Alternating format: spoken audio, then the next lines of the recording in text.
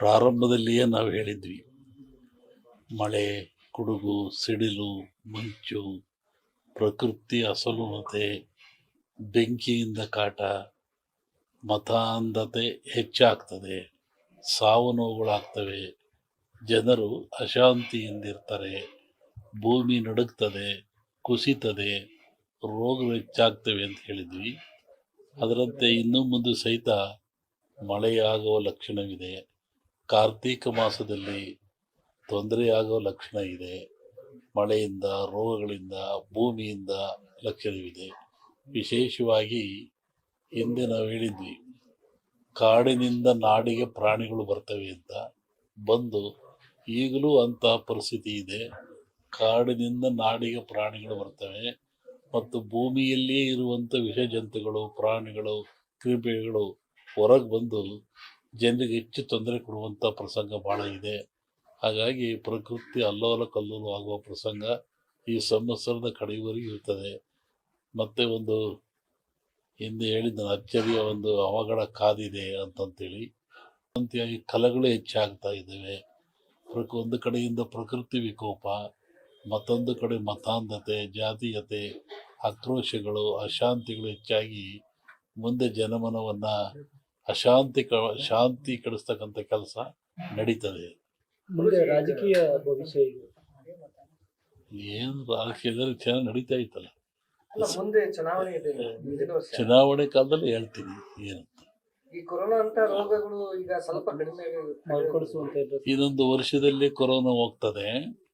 ನಾನು ಬಳ್ಳಾರಿ ಒಳಗೆ ಇದ್ರ ಬಗ್ಗೆ ಹೇಳಿದ್ದು. ನಾನು ಕೊರೋನಾ ಹೋಗ್ತದೆ, ಹೋಗುವಾಗ ಜಗತ್ತಿಗೆ ವಿಪರೀತವಾದ ಕ್ಷಾಮವನ್ನು ಕೊಟ್ಟೋಗ್ತದೆ, ದುಃಖವನ್ನು ಕೊಟ್ಟೋಗ್ತದೆ, ಕುಡಿಯಕ್ಕೆ ನೀರಿಲ್ದಂಗೆ ಮಾಡ್ತದೆ. ಅಂಥ ಪ್ರಸಂಗನೂ ಇದೆ ಮುಂದೆ. ಕೊರೋನಾ ವರ್ಷದಲ್ಲಿ ಬಿಡುಗಡೆ ಆಗ್ತದೆ. ಇದು ಎಂಥ ಕಾಯಿಲೆ ಅಂದರೆ ಬಹುಶಃ ಜಗತ್ತಿನ ಇತಿಹಾಸದಲ್ಲೇ ಇಂಥ ಕಾಯಿಲೆ ಬಂದಿಲ್ಲ. ಆರೋಗ್ಯವಂತನಾಗ್ತಕ್ಕಂಥದ್ದು. ಹೋಮಗಳಂದ್ರೆ ಏನು? ಹೋಮವನ್ನು ಯಾತಕ್ಕೋಸ್ಕರ ಮಾಡ್ತಾರೆ? ಅದರ ಉದ್ದೇಶ ಏನು? ಒಂದು ಕಲ್ಪನೆ ಆಧ್ಯಾತ್ಮಿಕ ಚಿಂತನೆ, ಮತ್ತೊಂದು ಕಲ್ಪನೆ ವೈಜ್ಞಾನಿಕವಾದ ಚಿಂತನೆ. ನಾವು ಏನೇ ಮಾಡಿದರೂ, ಯಾವ ಕೆಲಸ ಮಾಡಿದ್ರು, ಯಾವ ಧರ್ಮ ಆದರೂ ಸಹಿತ ಅದು ವಿಜ್ಞಾನಕ್ಕೆ ಒಳಪಡಬೇಕು. ವಿಜ್ಞಾನಕ್ಕೆ ಒಳಪಡದೆ ಹೋದರೆ ಧರ್ಮ ಆಗಲ್ಲ, ಸತ್ಯ ಆಗಲ್ಲ, ನಂಬಿಕೆ ಆಗಲ್ಲ, ಅಜ್ಞಾನದ ಪರಮಾವಧಿ ಆಗ್ತದೆ ಅದು. ಹೋಮದಲ್ಲಿ ಏನಿರ್ತದೆ? ವನಸ್ಪತಿಗಳನ್ನು ಹಾಕ್ತಾರೆ, ಆಜ್ಯವನ್ನು ಹಾಕ್ತಾರೆ, ಅಗ್ನಿಯನ್ನು ಕೊಡ್ತಾರೆ. ಈ ಗಿಡಮೂಲಿಕೆಗಳು ಅಂತ ಹೇಳಿದ್ರು ನಾನು. ಈ ವನಸ್ಪತಿಗಳಿಂದ ಅಗ್ನಿಗೆ ಹಾಕಿ ಹೋಮ ಆಜ್ಯ ಸುರಿಯೋದ್ರಿಂದ ನಮ್ಮ ನಂಬಿಕೆ ಅಗ್ನಿ ದೇವತೆಗಳ ಮುಖ, ಅಲ್ಲಿ ಔಷಭಾಗ್ಯವನ್ನು ಕೊಡೋದ್ರಿಂದ ದೇವತೆಗಳಿಗೆ ತಲುಪ್ತದೆ. ಆವಾಗ ನಾಡು ಸಮೃದ್ಧಿಯಾಗಿರ್ತದೆ, ರೋಗ ರುಜಿನ ದೂರವಾಗ್ತದೆ. ಒಂದಾದರೆ ಅಗ್ನಿಯನ್ನು ಆರಾಧನೆ ಮಾಡಿದವರು ಯಾರು? ಇದು ಒಂದು ಪ್ರಶ್ನೆ.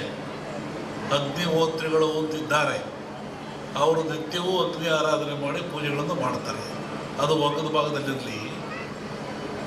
ಜಗತ್ತಿನ ಯಾವ ಸಮಾಜ ಇರಲಿ, ಯಾವ ಜನ ಇರಲಿ, ಯಾವ ಕುಲ ಇರಲಿ, ಯಾವ ಪಂಥ ಇರಲಿ, ಅಗ್ನಿಯನ್ನು ಆರಾಧನೆ ಮಾಡದಿರೋರು ಯಾರು? ದೀಪ ಹಚ್ತೀರ ನೀವು ಮನೇಲಿ, ಅದೇನು? ಅಗ್ನಿ. ಅಡುಗೆ ಮಾಡ್ತೀರ ನೀವು ಮನೇಲಿ, ಸ್ಟವ್ವ ಬೆಂಕಿಯೋ ಹಚ್ತೀರ ನೀವು, ಅದೇನು? ಅಗ್ನಿ. ನಾವು ನಿತ್ಯ ಬಾಳಲಿಕ್ಕಾಗಿ, ಬದುಕಲಿಕ್ಕಾಗಿ ಆಹಾರ ತಯಾರು ಮಾಡ್ತೀವಲ್ಲ, ಅದು ಯಾವುದು? ಅಗ್ನಿಯ ಮುಖಾಂತರ. ಹಾಗೆ ಅಗ್ನಿ ಜಗತ್ತಿನ ಚರಾಚರಕ್ಕೆ, ಮನುಕುಲಕ್ಕೆ ಆದರ್ಶ, ಅವಶ್ಯಕ. ಅಗ್ನಿಯಿಂದ ಯಾವುದೂ ಇಲ್ಲ. ಧಾರ್ಮಿಕವನಾಗಿ ಅಗ್ನಿಗೆ ಭವಿಷ್ಯವನ್ನು ಕೊಡ್ತೀವಿ ಅಂತ ಹೇಳೋದು ಒಂದಾದರೆ, ಅದನ್ನು ವಿರೋಧ ಮಾಡೋದು ಒಳ್ಳೆತನ ಅಲ್ಲ. ಯಾಕೆ ವಿರೋಧ ಹೇಳಿದ್ರೆ, ಅಗ್ನಿಯೇ ಆಧಾರ ನಮಗೆ. ಅನ್ನ ಮಾಡಲಿಕ್ಕೆ, ಚಹಾ ಕುಡಿಲಿಕ್ಕೆ, ಒಂದು ರೊಟ್ಟಿ ಮಾಡಿಕೊಳ್ಳಲಿಕ್ಕೆ ಏನು ತಿನ್ನೋಕೆ ಅಗ್ನಿ ಬೇಕು?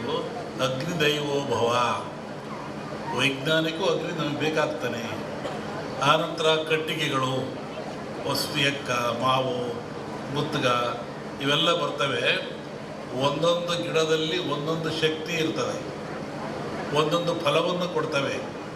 ಕಾಡಿನಲ್ಲಿ ಋಷಿಗಳು ಆಶ್ರಮದಲ್ಲಿ ಯಜ್ಞವನ್ನು ಮಾಡ್ತಾ ಇದ್ರು, ಹೋಮವನ್ನು ಮಾಡ್ತಾ ಇದ್ರು. ಅಂದರೆ ಆ ಧೂಮದಿಂದ, ಆ ಹೊಗೆಯಿಂದ ಪರಿಸರ ಶುದ್ಧವಾಗ್ತಾ ಇತ್ತು.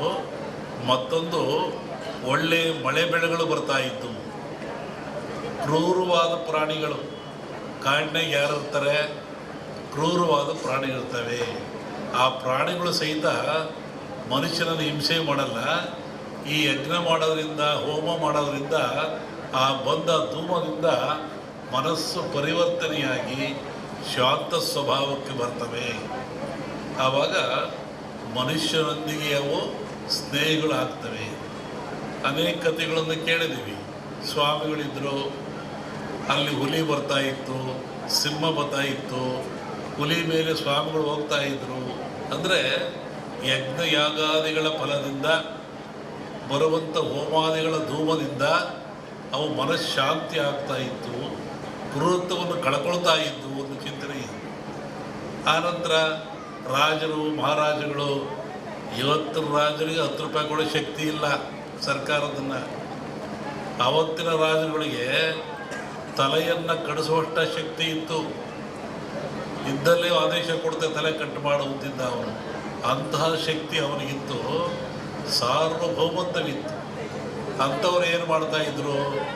ನಾರುಮುಡಿಯಲ್ಲಿ, ಬರಿಗಾಲಿನಲ್ಲಿ ಕಾಡಿಗೆ ಹೋಗಿ, ಆಶ್ರಮಕ್ಕೆ ಹೋಗಿ, ಋಷಿಗಳ ಮುನಿಗಳಿಗೆ ಶಿರವಾಗಿ ಆ ಅಗ್ನಿ ಹೋಮದಲ್ಲಿ ಪಾಲ್ಗೊಂಡು ಸುಭಿಕ್ಷೆಯನ್ನು ಬೇಡ್ತಾ ಇದ್ದರು, ನಾಡಿನ ಸುಖವನ್ನು ಬೇಡ್ತಾ ಇದ್ದರು, ಆಶೀರ್ವಾದ ತಗೊಂಡು ಬರ್ತಾಯಿದ್ರು. ಅಂದರೆ ಈ ಹೋಮಗಳು ಆಧ್ಯಾತ್ಮಿಕವಾಗಿ ಹೌದು, ನಾಡಿಗೆ ಮಳೆ ಬೆಳೆ ರೋಗಗಳನ್ನು ದೂರ ಮಾಡುವಂಥ, ಆಯುಷ್ಯವನ್ನು ಕೊಡುವಂಥ ಶಕ್ತಿಯೂ ಹೌದು.